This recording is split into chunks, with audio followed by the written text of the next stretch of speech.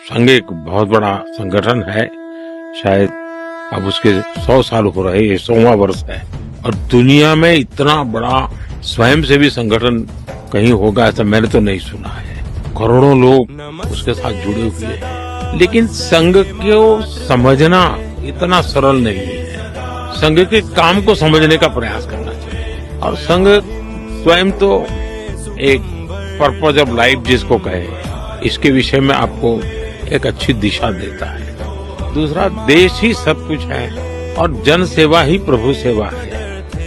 ये जो हमारे वेद काल से जो कहा गया है, जो हमारे ऋषियों ने कहा, जो विवेकानंद ने कहा, वही बातें संघ के लोग करते हैं। तो स्वयंसेवक को कहते हैं भाई तुम्हें संघ में से जो प्रेरणा मिली वो 1 घंटा शाखा है, वो स्वयं नहीं, यूनिफॉर्म पहनना वो स्वयं संघ नहीं है। तुमने समाज के लिए कुछ करना चाहिए। और वो प्रेरणा के आज ऐसे काम चल रहे हैं, जैसे कुछ स्वयंसेवकों ने सेवा भारती नाम का संगठन खड़ा किया। ये सेवा भारती जो गरीब बस्तियां होती है, झुग्गी झोपड़ी में गरीब लोग रहते हैं, जिसको वो सेवा बस्ती कहते हैं। मेरी मोटी मोटी जानकारी है, करीब 1.25 लाख सेवा प्रकल्प चलाते हैं और किसी सरकार की मदद के बिना, जो समाज की मदद से वहां जाना, समय देना, बच्चों को पढ़ाना, उनके हेल्थ की चिंता करना, ऐसे ऐसे काम करते हैं। संस्कार उनके अंदर लाना, उस इलाके में स्वच्छता का काम करना, यानी बिल्कुल 1.25 लाख एक छोटा नंबर नहीं है। वैसे कुछ स्वयंसेवक है संघ में से ही गढ़े हुए हैं, वो वनवासी कल्याण आश्रम चलाते हैं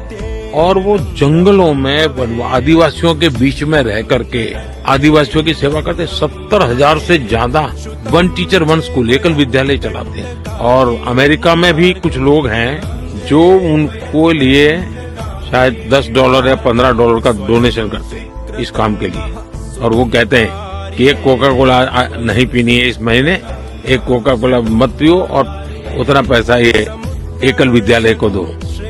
अब 70,000 एकल विद्यालय आदिवासी बच्चों को पढ़ाने के लिए करना। कुछ स्वयंसेवकों ने शिक्षा में क्रांति लाने के लिए विद्या भारती नाम का संगठन करा दिया। करीब 25,000 स्कूल चलते हैं उनके देश में और 30 लाख से छात्रा एट अ टाइम होते हैं। और मैं मानता हूं तक करोड़ों विद्यार्थियों को और बहुत ही कम दाम में पढ़ाई हो और संस्कार को भी प्राथमिकता हो, जमीन से जुड़े हुए लोग हो, कुछ न कुछ हुनर सीखे, समाज पर बोझ न बने। यानी जीवन के हर क्षेत्र में वे, चाहे महिला हो, युवा हो, इवन मजदूर, शायद मेंबरशिप के हिसाब से मैं कहूं तो भारतीय मजदूर संघ है, शायद उसके 55,000 के करीब यूनियंस है शायद, और करोड़ों की तादाद में उनके मेंबर्स हैं। शायद दुनिया में इतना बड़ा लेबर यूनियन कुछ नहीं होगा। और सिखा कैसा जाता है, लेफ्टिस्ट लोगों ने मजदूरों की मूवमेंटों को बड़ा बल दिया। लेबर मूवमेंट जो लगे हैं उनका नारा क्या होता है, workers of the world unite, दुनिया के मजदूरों एक हो जाओ, फिर देख लेंगे, ये भाव होता है। ये मजदूर संघ वाले क्या कहते हैं, जो आरएसएस की शाखा से निकले हुए स्वयंसेवक मजदूर संघ चलाते हैं, वो कहते हैं वर्कर्स यूनाइट द वर्ल्ड।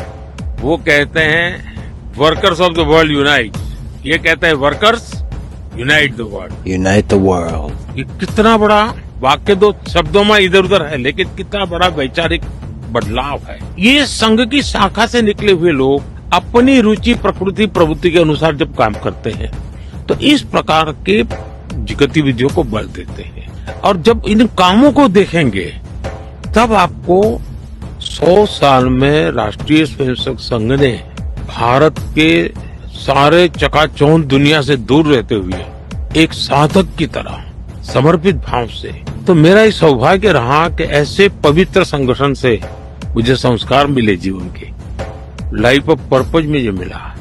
फिर मेरा सौभाग्य रहा कि मैं कुछ पल के लिए, कुछ समय के लिए संतों के बीच चला गया, तो हम मुझे आध्यात्मिक अधिष्ठान मिला, तो शिस्त मिली, लाइफ ऑफ पर्पज मिला, संतों के बाद आध्यात्मिक अधिष्ठान मिला।